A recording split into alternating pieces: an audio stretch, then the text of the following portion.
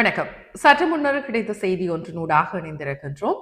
முன்னாள் ஜனாதிபதி மைத்ரிபால சிறிசேன இன்றைய நாள் காலையில் லஞ்சம் மற்றும் ஊழல் ஒழிப்பு ஆணைக்குழுவில் முன்னிலையாக இருக்கிறார்.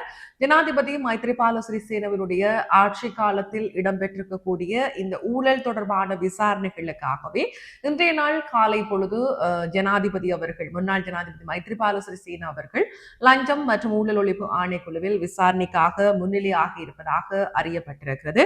அது மாத்திரமல்லாது லஞ்சம் மற்றும் ஊழல் விசாரிக்கக்கூடிய அதிகாரிகளால் மேற்கொள்ளப்பட்டிருக்கக்கூடிய விசாரணைகள் தொடர்பில் வாக்குமூலம் ஒன்றை வழங்குவதற்காகவும் தான் அவர் இந்த ஆணைக்குழுவிற்கு காலை பொழுதில் முன்னிலையாக இருக்கிறார்.